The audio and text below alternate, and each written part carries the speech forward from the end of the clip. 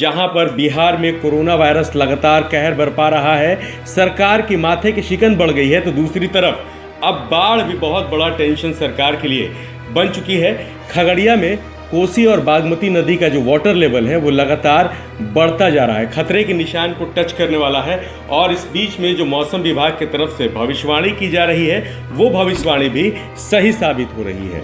वज्रपात से सैकड़ों लोगों की जानें जा रही हैं। दूसरी तरफ भारी बारिश की वजह से नदियों का जो जल स्तर है वो भी बढ़ता जा रहा है। अगर हम कोसी नदी की बात कर लें तो कोसी नदी हर साल लाखों लोगों को अपने चपेट में लेती है, लाखों लोग पलायन करने को मजबूर हो जाते हैं।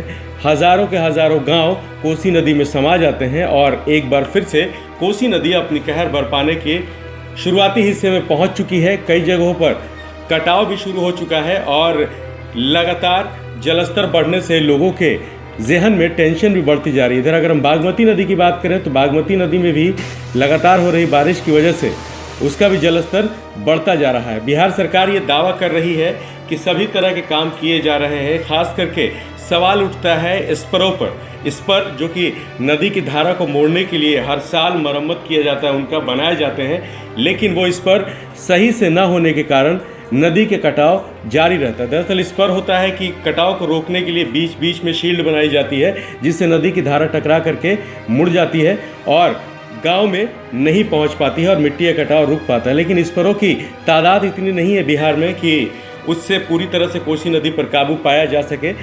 नेपाल के निचले इलाकों में जब तेज़ बारिश होती है तो उसका सीधा प्रभाव कोसी के जलस्तर पर पड़ता है। इधर बागमती नदी भी लगातार लोगों को डरा रही है क्योंकि उसका वाटर लेवल बढ़ता जा रहा है, करीब खतरे के निशान के पास पहुंच चुका है।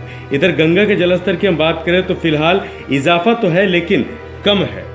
ये जानकारी बाढ़ नियंत्रण विभाग के तरफ से दी गई है और आपको बता दें कि बाढ़ नियंत्रण विभाग की तरफ से ये दावा किया जा रहा है कि इस बार पहले की तरह हालात उत्पन्न नहीं होंगे। हालांकि प्राकृतिक आपदा है, इसको इनकार नहीं किया जा सकता है कि कहां पर कितनी तबाही होगी, लेकिन अगर हम बाढ़ से पहले की तैयारी कर लें तो फिर हो सकता है कि तबाही कुछ कम हो सके।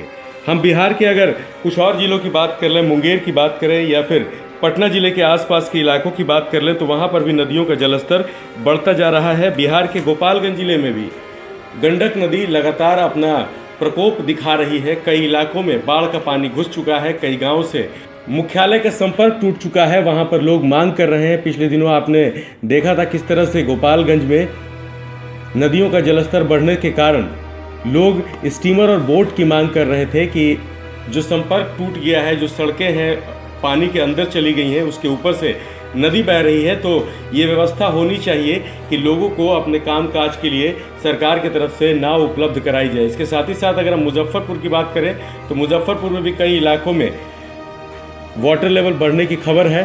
तो ये पूरे बिहार के हालात हैं। खगड़िया में फिलहाल कोसी और बागमती नदी का जलस्तर तेज़ी से बढ़ रहा है। जल्द ही खतरे के निशान को भी पार कर जाने की उम्मीद है। एनडीआरएफ की टीमों को भी दिल्ली से सीधा बिहार के कई जिलों में डिप्लॉय किया गया है जहां पर बाढ़ प्रभाव ज़्यादा डाल सकता है।